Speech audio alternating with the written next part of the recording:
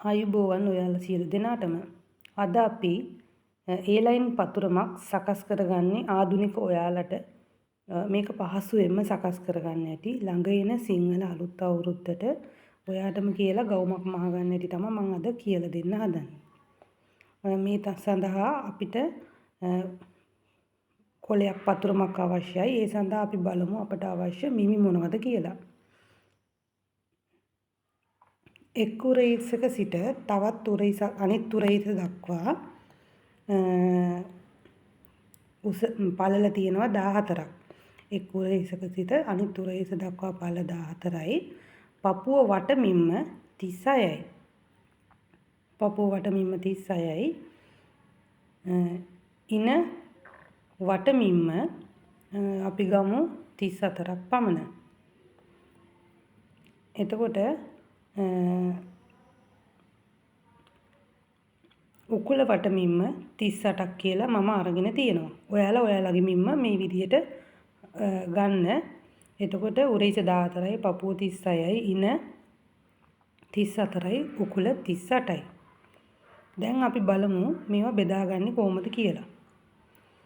අපේ සාමාන්‍යයෙන් ශරීරයේ පපුව උරහිසේ සිට පපුව දක්වා උසත් අපිට අවශ්‍යයි. උරහිසේ සිට ඉන දක්වා උස අවශ්‍යයි. ඒ උරහිසේ සිට උකුල දක්වා උස අවශ්‍යයි. අපිට ඒ උසවල් තමයි මම ඔය ලියාගන්නේ. උරහිසේ සිට පපුව දක්වා උස 10යි. උරහිසේ සිට ඉන දක්වා උස අපිට අපි මේ අඟල් පැත්තෙන් තමයි මැනගන්න ඕනේ. කම්පෙත්ත ළඟ ඉඳලා තමයි අපි මනින්නේ. කම්පෙත්තට පහළ උරහිසේ සිට තමයි මේ උස මනින්නේ. ඒතර උරහිසේ සිට පපුව දක්වා උස 10යි. උරහිසේ සිට ඉන දක්වා උස 15යි. උරහිසේ සිට උකුල දක්වා උස උරහිසේ සිට උකුල දක්වා උස 21ක් 22ක් වගේ තමයි එන්නේ. ඒ උස අනුව ඒක වෙනස් වෙනවා. දැන් මේ මිමි ටික විතරයි අපිට අවශ්‍ය වෙන්නේ. දැන් අපි බලමු මේ මිමි ටික තමයි අපි බෙදාගන්නේ. ඒතර උරහිස අපි බෙදනවා දෙකට. උරහිස දෙකට බෙදනවා. එතකොට පපුව අපි බෙදනවා හතරට. පපුව හතරට බෙදනවා. හතරට බෙදලා ඔයාලට පුළුවන් පපුව ගානටම ඔයාලා මිම්ම ගත්තොත්, පපුවේ ගානටම මිම්ම ගත්තොත් ඔයාලට මේකට හතරට බෙදලා භාගයක් එකතු කරන්න පුළුවන්. පොඩි බුරුලක් සඳහා. නැත්තම් අර ඇඟේ ගානටම අඳින්න නැතුව නැත්තම් ඔයාලට මේ විදිහටම දාන්න පුළුවන් ඇඟේ මිම්ම බුරුලට අරගෙන. ඊළඟට 34 ඉන හතරට බෙදනවා. එකක් එකතු කරගන්නවා. ඒකට අපි ඩාට් එකට. ඊට පස්සේ උකුලත් හතරට බෙදනවා. ඊට පස්සේ උරහිස දෙකට බෙදුවම 7යි. අපි මේ ටික පහලින් දා ගන්නවා. පපුව හතරට බෙදුවම 9ක් ආවා. ඊට පස්සේ ඉන හතරට බෙදලා එකක් එකතු කරනවා. ඉන අපේ 34යි. 34 මේ විදිහට ටේප් එකෙන් අපි හතරට බෙදා ගන්නවා.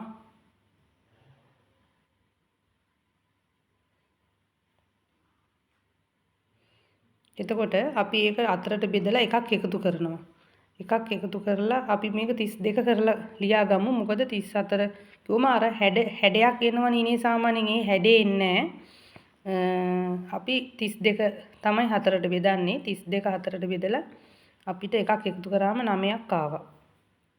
සාමාන්‍යයෙන් ඇඟේ හැඩයක් තියෙනවනේ. ඔයාලට තේරෙනවා ඇති. එතකොට මෙෂර්මන්ට් ගනිද්දි බඩ තියෙන අයගේ නම් සාමාන්‍යයෙන් ලොකු හැඩයක් නැහැ ඇඟේ.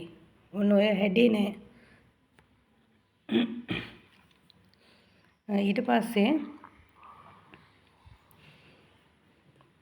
පස්සේ උකුලත් 38 අපි හතරට බෙදා ගන්නවා.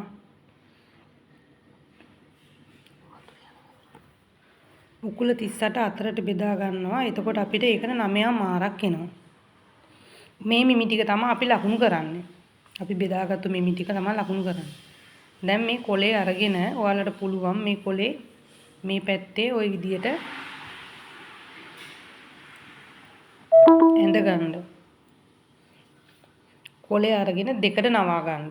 කොලේ අරගෙන දෙකට නවා ගන්න. මේ රෙද්ද දෙකට නවලා වුණත් ඔයාලට මේ බ්ලොක් එක පතුරම රෙද්දෙම ඇඳ ගන්න පුළුවන්.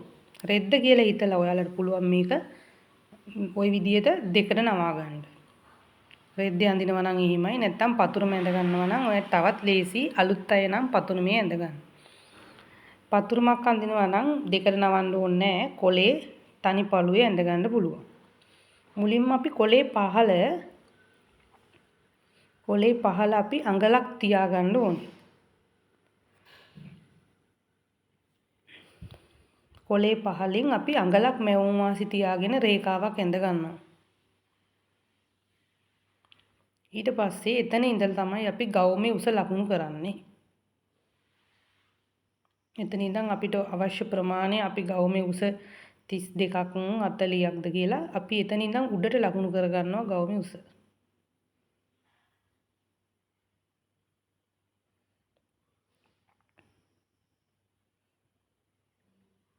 මේ ලකුණු කරගත්තු තැන තමයි අපේ උරහිස රේඛාව. උරහිස රේඛාව ඇඳලා දැන් අපිට පුළුවන් අපේ උරහිස දෙකට බෙදාගත්තු මිම්ම 7යි 14 දෙකට බෙදුවම 7යි ඒක ලකුණු කරගන්න ඕනේ.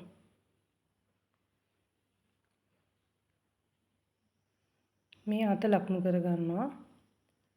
ඊළඟට අපි අඟලක් පහත් කරගන්නවා. කරපළල ඔයාලට පුළුවන් කරපළල 2මාරක් 3ක් ගන්න. මම මෙතනදී ගන්නේ 3යි. 3ක් ගත්තොත් කරපළල 6ක් එනවා. සම්පූර්ණ 3ක් ගත්තොත් 6ක් එනවා. 2මාරක් ගත්තොත් කරපළල 5ක් එනවා. මේ විදිහ තමයි කරපළල අපි මනින්නේ. 3ක් ගත්තොත් 6යි 2මාරක් ගත්තොත් 5යි. මේ තියෙන්නේ ওই කරේ පළල ප්‍රමාණය තමයි ඔය මම ලකුණු කරන්නේ. අපි ලොකු පළල වැඩි වෙන්න මේ ඝන ප්‍රමාණය වැඩි වෙන්න පළල වැඩි වෙනවා. ඊළඟට අපි මේ අඟලක් පාත් කරපු තැනට රේඛාවක් ඇඳ ගන්නවා. ඊට පස්සේ අපි බලනවා අඟල් 7ක් එතනට තියෙනවද කියලා. කෙලින්ද ලම්බකව තියෙනවද කියලා බලන්නේ.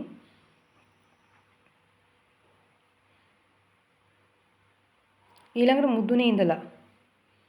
මුදුනේ ඉඳලා අපි උරහිස ලකුණු කරපු ප්‍රමාණය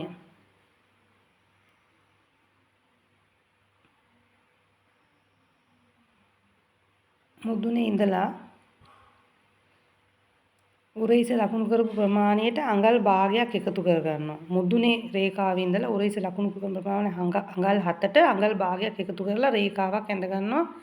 ඒක තමයි රැගල් රේඛාව. අපි ඒක ඇඳගන්නේ අපේ කිහිලිකට ඇඳගන්න. රැගල් රේඛාව ඇඳලා ඉවරයි. දැන් අපි උරහිසේ සිට පපුව දක්වා උස 10යි, ඉන දක්වා උස 15යි, උකුල දක්වා උස 21යි. මේ ටික ලකුණු කරන්න යන්නේ.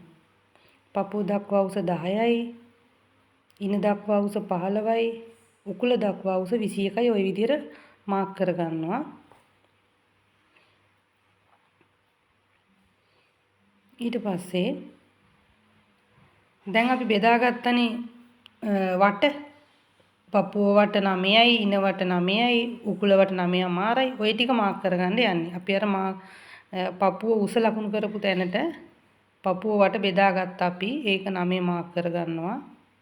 ඉන බෙදාගත්ත ඒකත් 9 මාක් කරගන්නවා.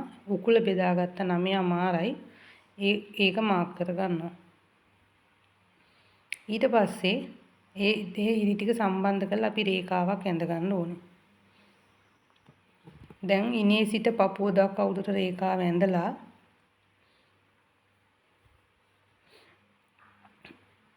ඔය රේඛාව රැගල් රේඛාව දක්වා දික් කර ගන්නවා.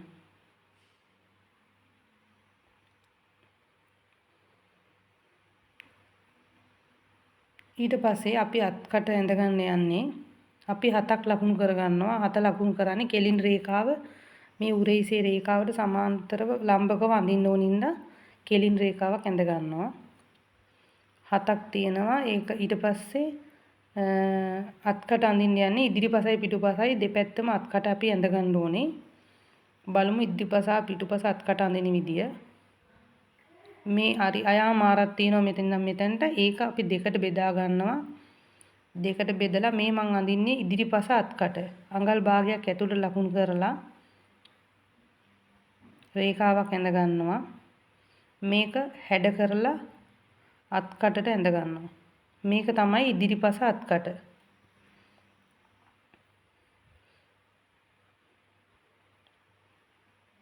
ඊට පස්සේ පිටුපස අත්කට ඇඳගන්නේ අපි මේ කෙලින් ඇඳපු රේඛාවේ. දැන් මං අඳින්න යන්නේ පිටුපස අත්කට. එතකොට පිටුපස අත්කට එන්නේ ඔය කෙලින් රේඛාව, ඉදිරිපස අත්කට එන්නේ හැඩ කරලා අඟල් භාගයක් ඇතුළට ගත්තු කවය. ඒක අපි රෙද්දේ කපනකොට මං ඔයාලට කියලා දෙන්නම්.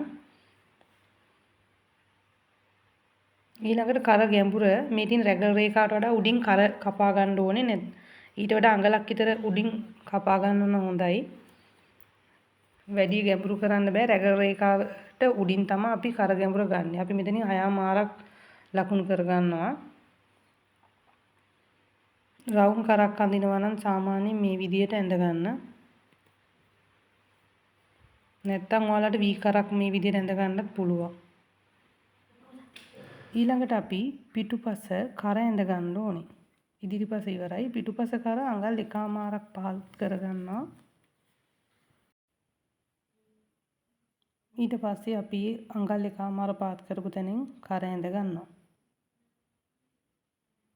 දැන් ඉදිරිපස හා පිටුපස කරවල් දෙක ඇඳලා ඉවරයි. ඔය තියෙන්නේ පිටුපස.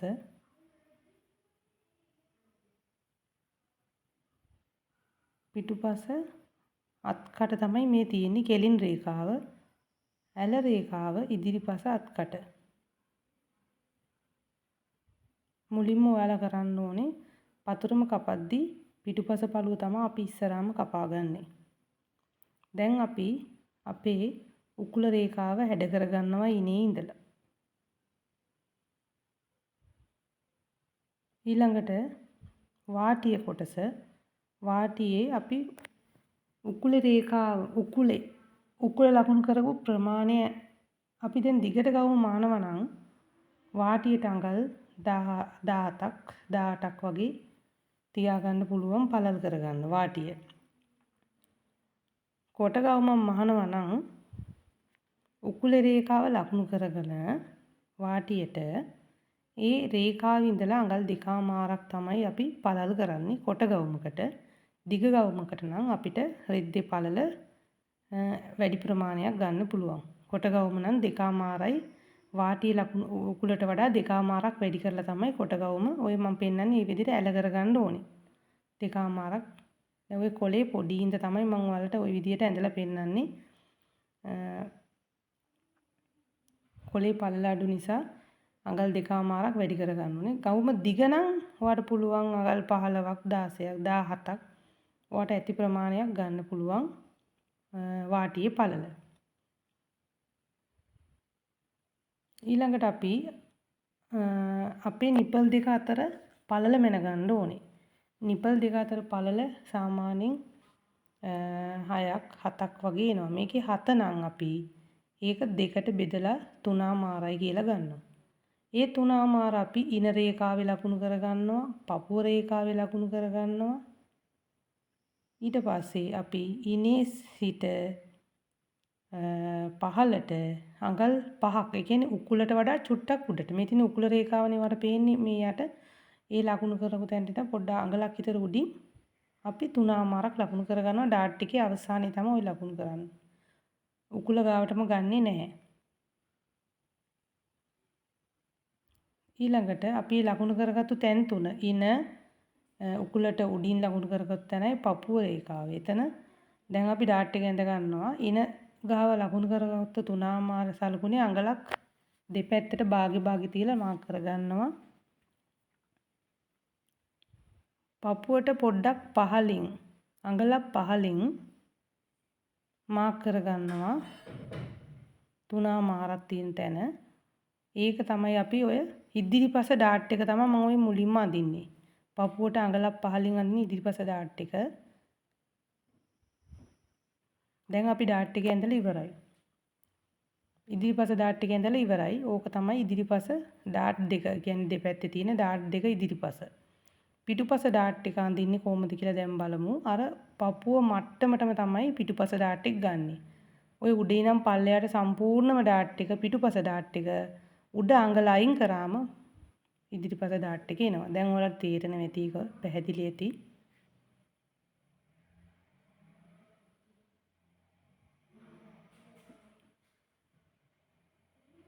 දැන් අපි බලමු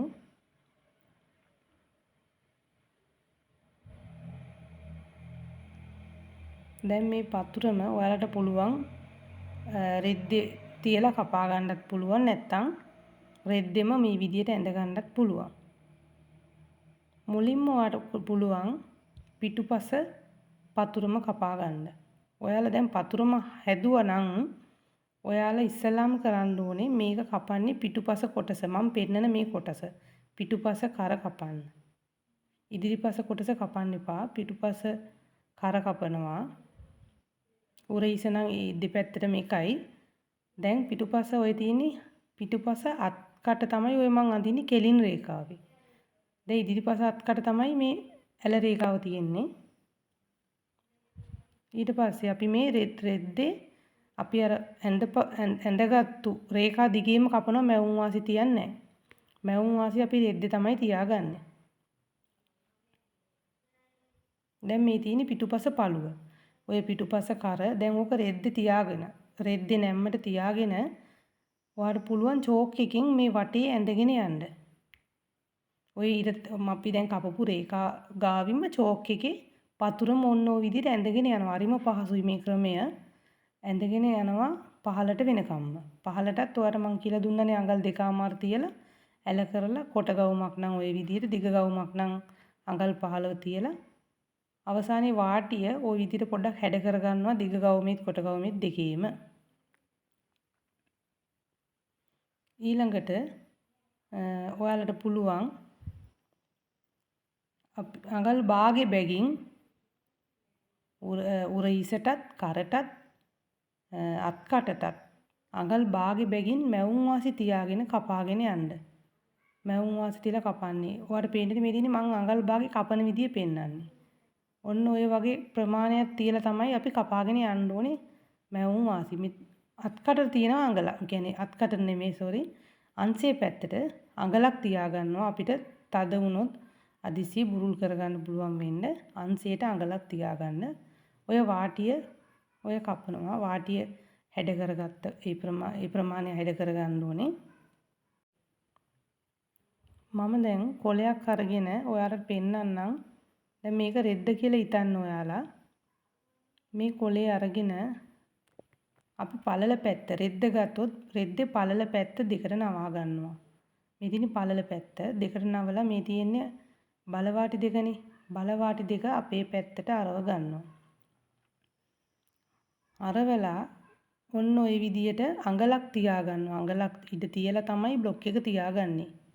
පිටුපසට සිපර් එක සඳහා තමයි අපි මේ විදියට කරන්නේ. ඊට පස්සේ තමයි ওই විදිහට රෙද්දේ වට ඇඳලා යන්න පුළුවන්. ඇඳලා අර මං කියපු විදිහට අඟල් භාගයක් තියලා කපාගෙන යනවා අංශේ පැත්තට අඟලයි. කරටයි උරහිසටයි අත්කටටයි අඟල් භාගයයි. නැත්තම් ඔයාලට පුළුවන් ඊට පස්සේ ඔයාලට පුළුවන් දැන් මේ නැම්මට තියාගන්න ඔයාලට ඕන නම් ඕපන් එක ඉදිරිපසට ඕන නම් ඉදිරිපසට ඕපන් එකක් ඕන නම් ඉදිරිපස පළුව බලවාටි පැත්තට තියාගන්නත් පුළුවන්. සාමාන්‍යයෙන් මම ඔයාලට අද කියලා දෙන්නේ පිටුපසට සිපර් එකක් දාන ගවුමක්නේ. ඒකින්ද පිටුපස පළුව තියාගන්නේ බලවාටි දෙක පැත්තේ.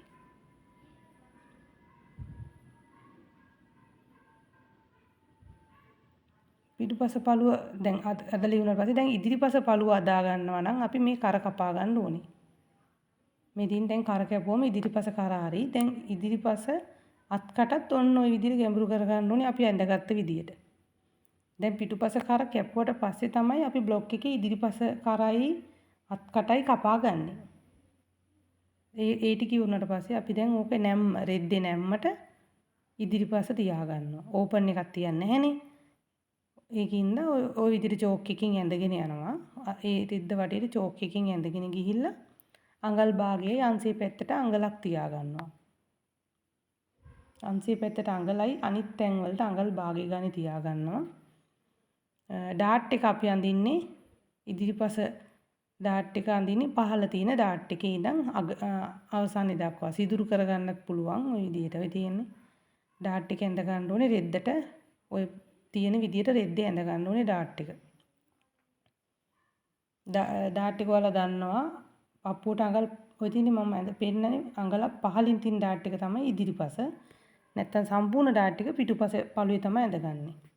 මේ දෙක හොඳට මතක තියාගන්න.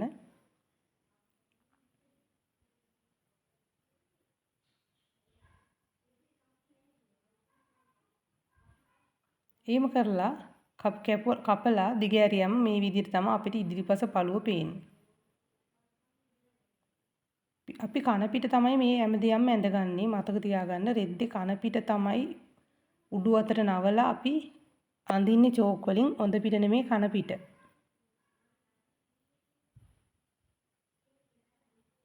දැන් අපි බලමු අතක් කපාගන්නේ කොහොමද කියලා මේ ගවුමට. මුලින්ම කොට අතකුයි දිග අතකුයි දෙකක් මම කියලා දෙනවා. ඒ හින්දා අපි අත්කට මැන ගන්න ඕනේ. අත්කට මෙතන 7මාරක් විතර එනවා. අපි 8ක් කියලා ගමු. තව භාගයක් වැඩි කරලා වැඩි වුණොත් අපිට කපලා ඉවත් කරන්න පුළුවන්. මේ කොලේ මම දෙකට නවලා නැම්ම පැත්ත තව පාරක් නවලා තියෙන අත් දෙකක් එකපාර කපා ගන්න. කොලේ නෙමෙයි ඔයාලා රෙද්දේ කරන්න අත බ්ලොක් එකක් හදන්න ඕනේ නැහැ. අතට පතුරුමක් අවශ්‍ය නැහැ. රෙද්ද දෙකට නැව්වා ඔය තියෙන නැමි දෙකක් පේනවා ඇති ඔයාලට. එතකොට අත් දෙකක් එනවා. එතකොට පොටවල් 4ක් උතන තියෙනවා. අපි නැම්ම පැත්තෙන් තමයි මැනගන්නේ මුලින්ම. ඔයාට ඕන දිග අතක් නෙමෙයි මම කොට අතක් තමයි ඉස්සෙල්ලාම කියලා දෙන්නේ. දිග අත ඊළඟට කියලා දෙන්නම්. දැන් අඟලක් අර වගේම වාටියට අත් වාටියට අඟලක් තියලා අතේ උස මං ගන්නවා 6මාරක් විතර සාමාන්‍ය අතක්. ඊළඟට බෝරිච්ච අත අද්දිග අතයි දෙකම කියලා දෙන්නම්. මේ දැන් මම 6මාරක් ලකුණු කරගන්නවා මේ වාටිය රේඛාවේ. මේක සම්මත මිම්මක් 6මාරක්. මේ 6මාර ලකුණු කරන්නේ සම්මත මිම්ම. අපි අතේ ගත්තේ උස තියෙනවනේ. ඒ උසෙන් භාගයක් තමයි අපි මේ සම්මත මිම්ම ගාව උසට ලකුණු කරන්නේ. සම්මත මිම්ම ගාව උසට ලකුණු කරගත්තා අතේ ගත්තේ උසෙන් භාගي. දැන් මේ විදිහට කවයක් හොයලා ඇඳ ගන්න. මම ඔය ඇඳගත් විදිහට ඇඳලා පුරුදු වෙන්න. දැන් ඔය කවය අපි අත්කට මැනගත්තානේ. අපි මැනපු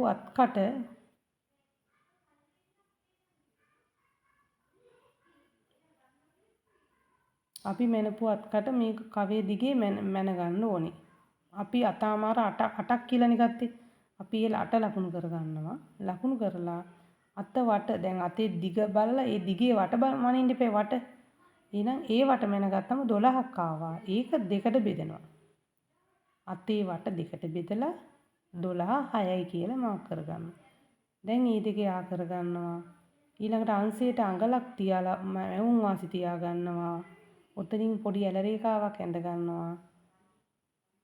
දැන් අපි කපාගෙන යනවා උඩ මේ අංශයට විතරයි අඟල අනිත් පැති වලට අඟල් භාගයයි. උතන්ට අඟලයි මේ උඩට අඟල් භාගයයි. අඟල් භාගෙ තියලා කපන් යන්නේ. පොඩි කට් මාක් එකක් දාලා හරි මැද දැන් අත් දෙක වෙන් කර ගන්නවා අපි. දැන් අත් දෙකක් තියෙනවා. ওই විදිහ තමයි අපි අත් දෙක හදාගන්නේ. ඔය තියෙන්නේ අපේ අතේ වත් වාටිය.